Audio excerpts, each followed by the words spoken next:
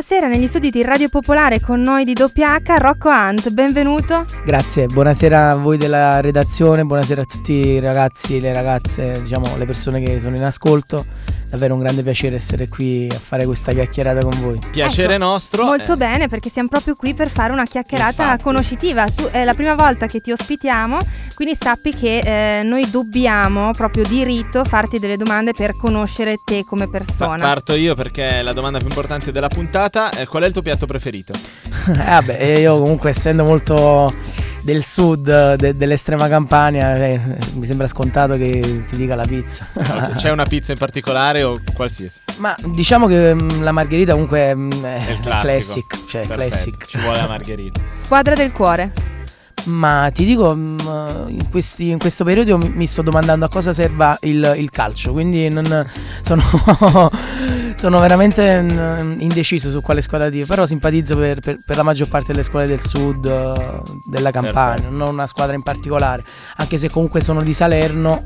Qui salernitana in qualche modo. Ma diciamo sì. Comunque non seguo molto il calcio, per me è l'anti-hip hop. E invece se tu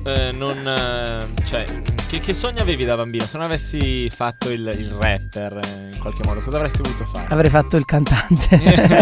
Un altro genere, dici? Sì, perché comunque già da piccolo ho avuto influenze musicali. Mio padre faceva lo speaker radiofonico, quindi stavo sempre in balia della musica e sono cresciuto così. Perfetto. No, molto interessante.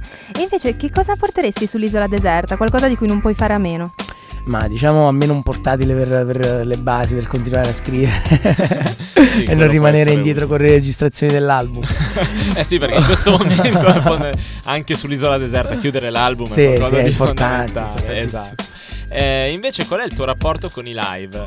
Ma io comunque da gennaio di quest'anno ho incrementato molto le mie date e appunto questa cosa mi ha fatto piacere e ha fatto sì che comunque abbiamo avuto una maturazione, una cosa è una cosa semmai girare e farti un live a settimana, una cosa fartene 3 o 4. Certo. Alla fine prendi l'attitudine giusta con il lavoro che stai svolgendo, cioè ti trovi anche meglio a rapportare con le persone con cui ti trovi durante la serata.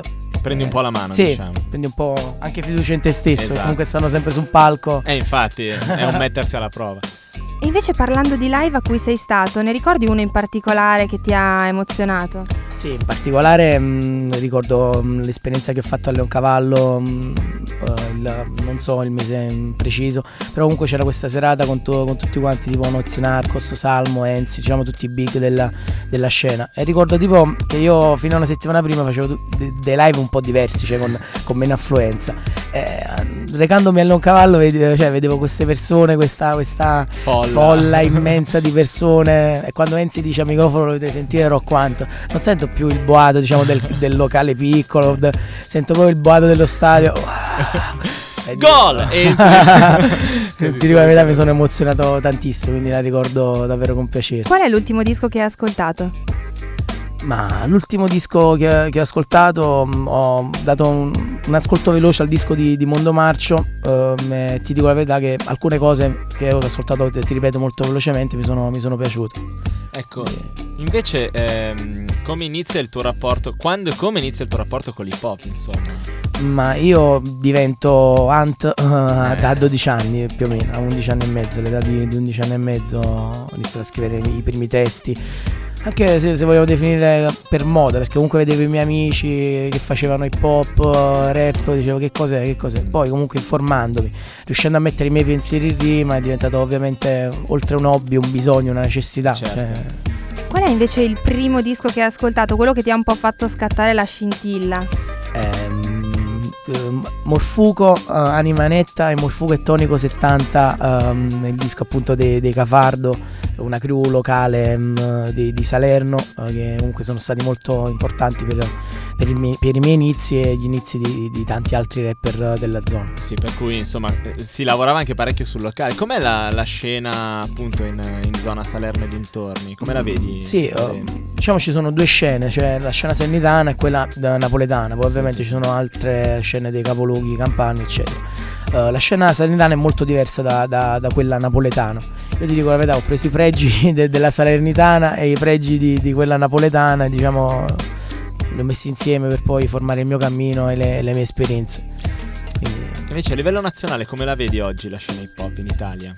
Ma diciamo c'è la tendenza che dicono, cioè, che l'hip hop in Italia sia cresciuto, in questi mesi sta crescendo, ma io non credo. Cioè, forse stanno crescendo i numeri dell'hip hop, però l'hip hop non sta crescendo. Cioè la cultura credo che a posto di andare avanti, anzi la stiamo regredendo, se posso dire con questo termine. Certo, e che cosa secondo te può essere d'aiuto a questa situazione o salvare tra virgolette da questa situazione? Che cosa ci vorrebbe secondo te? Secondo me un ruolo fondamentale lo svolgono comunque le radio, diciamo, gli organi di informazione che girano attorno all'hip hop. Cioè, se per esempio una radio passa l'hip hop vero, cioè quello là che ti trasmette il messaggio appunto della cultura, diciamo i ragazzi vengono istruiti ad un'altra musica. Certo. Se tu invece passi il gruppo pop e lo spacci per hip hop, quello là che facevano negli anni 60 nel Bronx, è normale che i ragazzi hanno un'immagine un po' distorta. Sì, un input C'è sbagliato. qualcuno nella scena italiana oggi che ti piace in maniera particolare? Qualche nome? Sì, a parte comunque Clementino, comunque per me è un genio per quello che fa. Poi c'è comunque Salmo, che ora si sta ampliando il suo discorso e sta diventando un artista vero e proprio come sta facendo Enzi. Diciamo tutta questa gente qua che diciamo qualche anno fa poteva essere considerata emergente, adesso comunque stanno diventando degli artisti veri e propri e stanno lavorando ai propri dischi ufficiali. A proposito di dischi ufficiali, invece ritorniamo sulla tua musica, ci andiamo ad ascoltare la seconda traccia, te la lasciamo presentare, introdurre. Diciamo per chi mi conosce è un classico, perché diciamo per chi non mi conosce secondo me può essere un ottimo affaccio sulla mia musica, è quella là di Clementina. Il pezzo si chiama O Mario Sole e appunto lo dedico a tutti quelli là che hanno bisogno di un po' di mare e di sole. Sì, anche perché la stagione inizia a volgere al peggio. Noi di Milano fondamentalmente. Esatto. È dedicato a tutti voi milanesi. Allora grazie di avercela portata. Prego. E questo era O Mare o Sole del nostro ospite di oggi, Rocco Hunt. Quindi adesso direi che possiamo passare un po' a quello che sei tu, a quelli che sono i progetti che hai in cantiere. Come ti stai muovendo ad oggi? Sì, io comunque ho fatto molta gavetta, diciamo, nelle mie zone. Adesso in primis sento la necessità di esplorare, di crescere in altri territori e appunto mi vedete qua a Milano per testare un po' la zona e capire un attimo. Sì. Poi hai avuto tra l'altro già l'occasione di collaborare con moltissimi artisti italiani, già più conosciuti, già più affermati, ma anche giovani. A te dà fastidio quando ti chiamano nuova leva, new school? Sì. Perché? Perché comunque alla fine nuova leva significa per me, cioè io lo intendo come il rimpiazzo semmai delle vecchie leve. Sì. Cioè semmai in Italia ognuno fa la propria musica, poi può essere definita come musica giovanile, quindi erroneamente new school, sì, oppure come musica per vecchi, old school. Cioè, tu come la definiresti la tua musica? Ma io la descrivo la musica RH, cioè la mia musica personale che non ha bisogno di essere né classificata né messa in categorie oppure in scaffali. Parlavi prima di messaggio, quale senti che sia il messaggio che è tua priorità trasmettere in questo momento?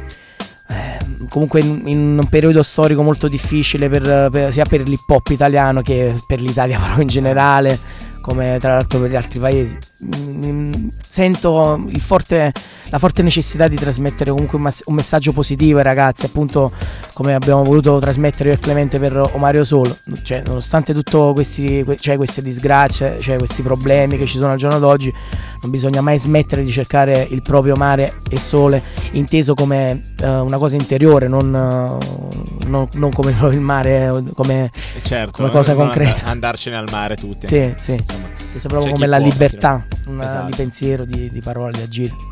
Bene, invece veniamo appunto a quello che hai fuori tu in questo momento. Presentaci appunto un po' il tuo lavoro, insomma, sì, in qualche presentalo tu. Sì, a dicembre comunque del 2010 è uscito il mio primo street album, Spiraglio di periferia, che ho portato in tour per tutto il 2011 in giro per l'Italia, e appunto come vuole dire appunto il titolo, Spiraglio di periferia, volevo evidenziarmi in un contesto non molto facile comunque, che è quello delle periferie campane, e ti devo dire che comunque fortunatamente qualche Dio mi ha premiato. Sì. Non deve essere neanche facile comunque farsi portavoce di determinate realtà, anche sì, magari proprio per chi la vive da dentro, sì, può anche non essere d'accordo, piuttosto sì, che... infatti. Come ti sei trovato tu invece?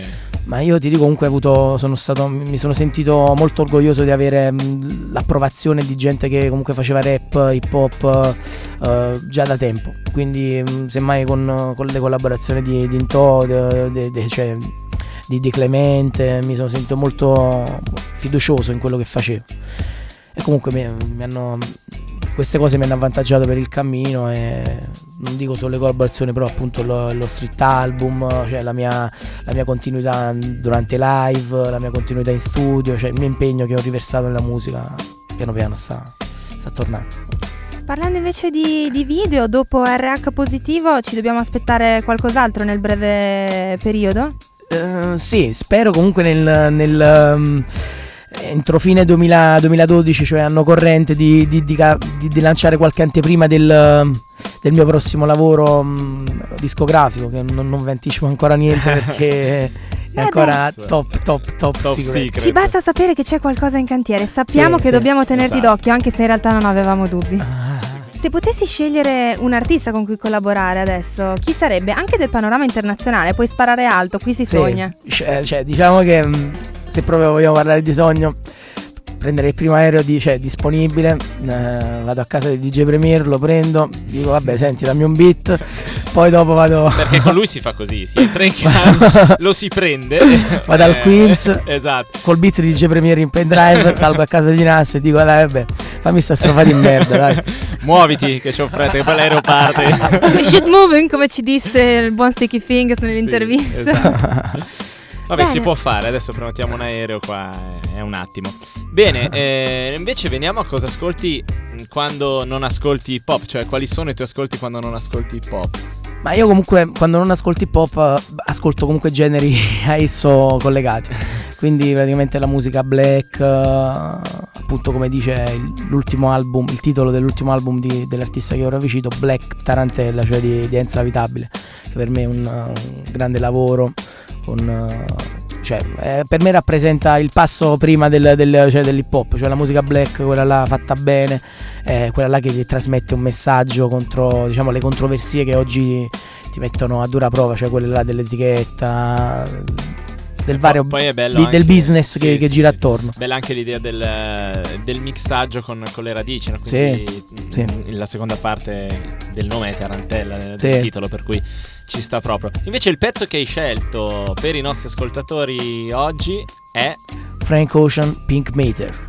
Bene. E chiudiamo così la nostra intervista, lasciamo gli ascoltatori con la traccia di Frank Ocean e ci salutiamo nel fuori onda. Grazie per essere stato con noi. Grazie a voi per l'opportunità di farmi sentire a tutti i miei supporters. Bella. Noi ti salutiamo, a presto si spera. Buone cose. Bella, ciao.